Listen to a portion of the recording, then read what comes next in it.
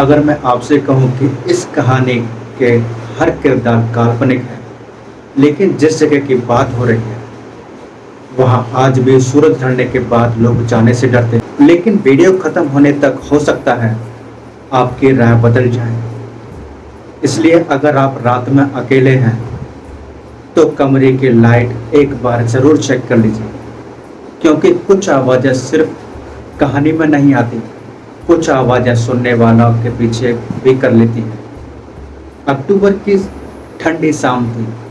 उत्तर भारत के एक छोटे से कस्बे के बाहर जंगल और पहाड़ियों के बीच एक पुरानी सड़क थी जिसे लोग काली मोड़ कहते थे। दिन में वहां से सैकड़ों गाड़ियां गुजरती थी, लेकिन जैसे ही शाम के 7 बजते सड़क लगभग खाली हो जाती। स्थानीय लोग कहते थे कि रात में वहां रास्ते पर कभी किसी अनजान आदमी को लिफ्ट मत देना।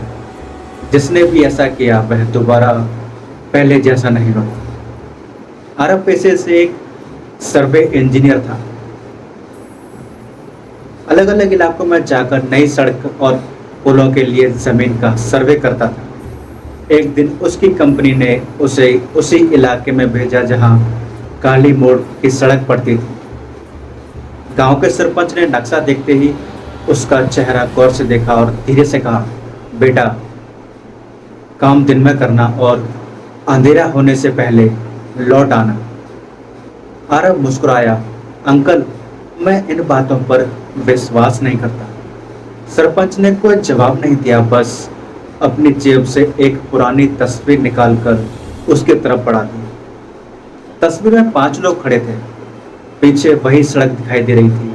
सरपंच बोला, ये 5 और 10 साल पहले सर्वे करने आए थे। सुबह उनकी गाड़ी मिली, लेकिन उनमें से एक भी नहीं मिला।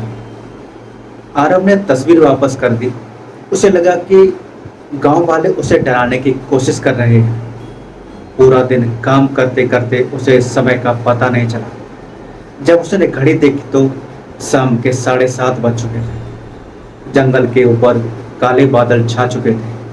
उसने जल्दी जल्दी अपना सामान समेटा और जीप स्टार्ट कर दी। कुछ दूर जाने के बाद तेज बारिश शुरू हो गई। सड़क पर इतनी धुंध फैल गई थी, 10 मीटर आगे भी कुछ दिखाई नहीं दे रहा था। अचानक हेडलाइट की रोशनी में उसे सड़क किनारे एक औरत दिखाई दी। सफ़ेद साड़ी, भीगे हुए लंबे बाल और हाथ में एक पुरानी लालटेन। उसने हाथ उठाकर लिफ्ट मांगी। आरब को सरपंच की बात याद आ गई। उसने एक पल के लिए ब्रेक पर पैर रखा, लेकिन फिर खुद से बोला, कोई मुसीबत में होगी। उसने जीप रोक दी। औरत धीरे धीरे आकर पीछे वाली सीट पर बैठ गई। जीप चल पड़ी।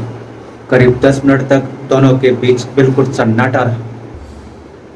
फिर पीछे से बहुत धीमी आवाज आई, तुम्हें यहाँ रुकना नहीं चाहिए था। आरब ने रियर व्यू मिरर में देखा। पीछे वाली सीट खाली थी, लेकिन अगले ही पल उसके कान के पास बिल्कुल किसी ने फुसफुसा कर कहा, अब बहुत देर हो चुकी है। आरब ने घबरा कर ब्रेक मारा। जीप सड़क पर फिसल गई और सामने जो दिखाई दिया उसे देखकर उसकी सांसें जैसे रुक गई।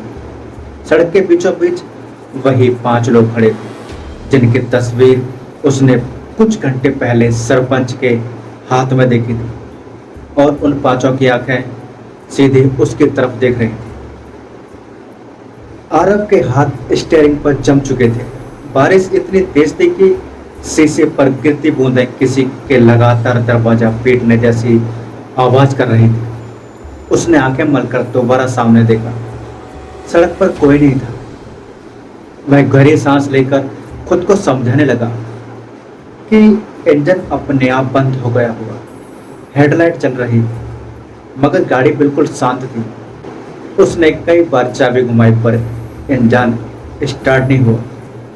उसी समय जंगल की तरफ से एक अजीब सी आवाज आई। ऐसा लग रहा था जैसे एक साथ कई लोग बहुत धीमी आवाज में उसका नाम पुकार रहे, आरब। उसने तुरंत दरवाजा लॉक कर दिया। आवाज फिर आई, इस बार पहले से ज्यादा साफ। आरव इधर आओ। उसने खुद को संभालते हुए मोबाइल निकाला। नेटवर्क पूरी तरह गायब था। उसने टॉर्च ऑन की और खिड़की से बाहर रोशनी डाली। सड़क के दूसरी तरफ पेड़ के बीच किसी की परछाई खड़ी थी। वह बिल्कुल हिल नहीं रही थी। कुछ सेकंड बाद उसके पीछे एक और परछाई दिखाई दी, फिर तीसरी, फिर चौथी। कुछ ही पल में दर्जनों काली आकृतियां पेड़ों के बीच खड़ी थी। किसी का चेहरा साफ नहीं दिखाई दे रहा था, लेकिन ऐसा लग रहा था जैसे सबकी नजर सिर्फ उसी पर हो। अचानक जीप के पिछले शीशे पर किसी ने जोर से हाथ मारा। आरव डरकर पीछे मुड़ा, कोई नहीं। फिर दोबारा। इस बार आवाज छत से आई। ऐसा लगा जैसे कोई भारी चीज जीप की छत पर चल रही हो। धीरे धीरे, हर कदम के साथ गाड़ी हल्की हल्की हिल रही थी। आरव ने हिम्मत करके ऊपर देखने की कोशिश की, लेकिन तभी विंडशील्ड पर कुछ गिरा। एक हथेली खून से सनी हुई, उसके बाद दूसरी, फिर तीसरी।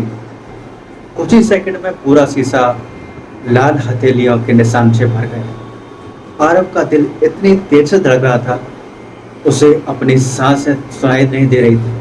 अचानक इंजन अपने आप स्टार्ट हो गया। उसके बिना एक पल गवाए एक्सीलेटर दबा दिया। जीप तेजी से आगे भागी। करीब 5 मिनट बाद उसे दूर एक पुराना मंदिर दिखाई दिया। मंदिर के सामने एक बुजुर्ग साधु दीपक जलाए बैठे थे। आरव दौड़कर उसके पास पहुंचा। साधु ने उसकी तरफ देखा और बिना कुछ पूछे बोले, तू उस सड़क से होकर आया है? आरव ने कांपती आवाज में सिर हिला दिया। साधु की आंखों में चिंता उतर आई।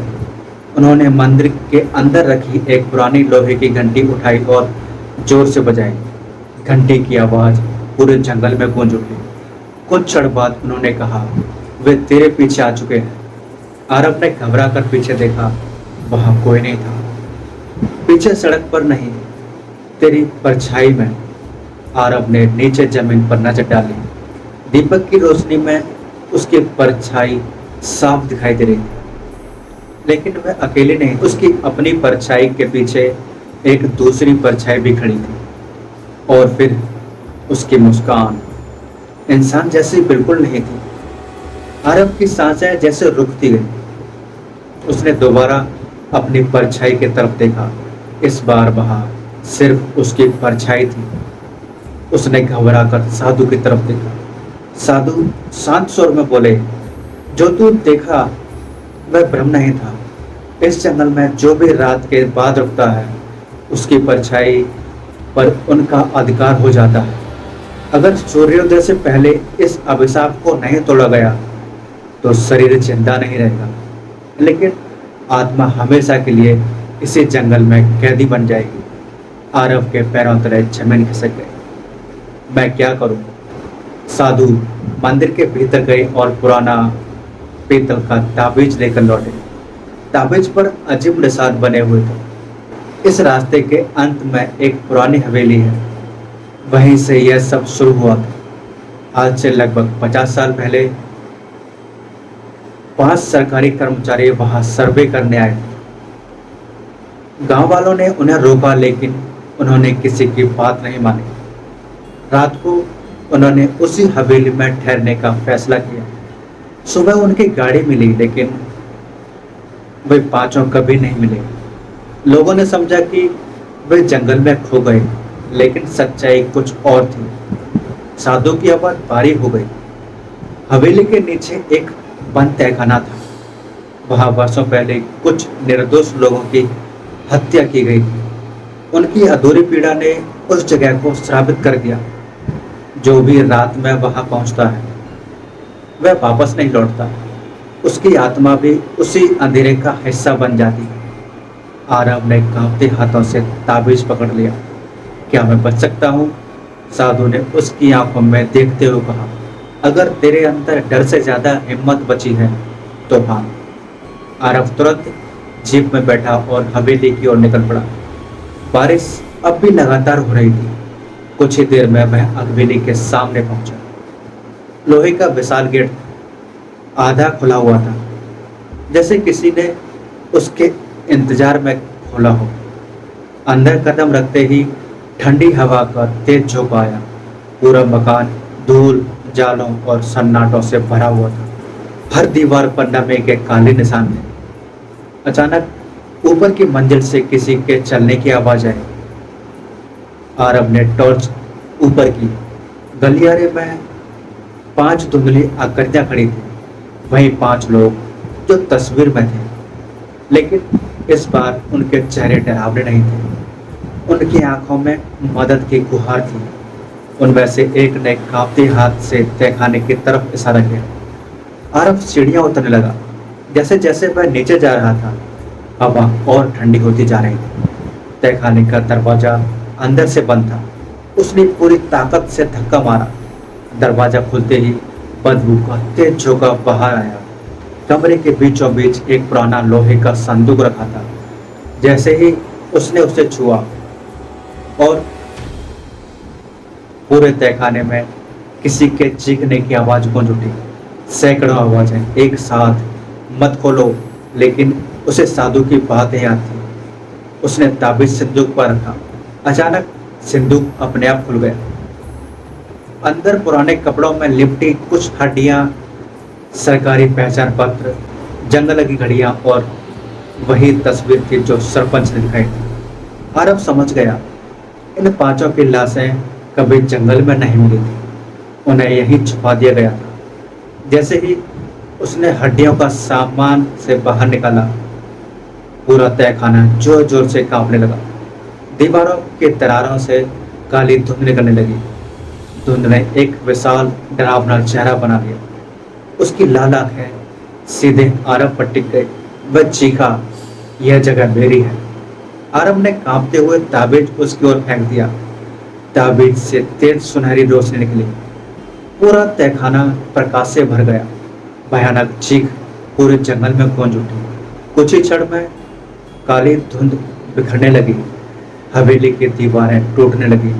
आरब किसी तरह बाहर भागा। जैसे ही वह हवेली के बाहर निकला, पूरी इमारत भर भरा कर जमीन पर गिरी। बारिश अचानक रुक चुकी थी। आसमान में पहली बार चांद दिखाई दे रहा था। हवेली की जगह अब सिर्फ मलबा था। उस मलबे के ऊपर 5 धुंधली आकृतियां खड़ी थी। इस बार उनके चेहरों पर डर नहीं, सुकून था। उन्होंने हल्की मुस्कान के साथ आरब की ओर देखा और धीरे धीरे रात की हवा में विलीन हो गए। अगली सुबह गांव वाले पुलिस के साथ वहां पहुंचे। मलबे से 5 कंकाल, पुराने सरकारी दस्तावेज और वर्षों से लापता लोगों की पहचान से जुड़ी चीजें बरामद हुई। उन सभी का अंतिम संस्कार पूरे सम्मान के साथ किया गया। उस दिन के बाद काली मोड़ की सड़क पर होने वाली रहस्यमय घटनाएं लगभग बंद हो चुकी थी। आरब ने कभी इस घटना के बारे में सार्वजनिक रूप से कभी बात नहीं की, लेकिन उसके कमरे में आज भी वह पुराना पीतल का ताबीज रखा है। कभी कभी आधी रात को बिना हवा के वह ताबीज अपने आप हिलने लगता है और उसके साथ एक बहुत धीमी आवाज सुनाई देती है। हर शराब पूरी तरह खत्म नहीं होता, कुछ सिर्फ सो जाते हैं। अगर आप यह कहानी रात में सुन रहे हैं तो सोने से पहले एक बार अपने कमरे की लाइट बंद करके अपनी परछाई को जरूर देखिए। अगर वह आपके साथ ही रुकी है तो डरने की कोई बात नहीं, लेकिन अगर वह एक पल देर से हिले तो पीछे मुड़कर कभी मत देखना। दोस्तों, आपको कहानी कैसी लगी कमेंट सेक्शन में जरूर बताएं। लाइक करें, शेयर करें और चैनल को सब्सक्राइब करें। मिलते हैं आपसे एक और अगली वीडियो में। तब तक के लिए धन्यवाद।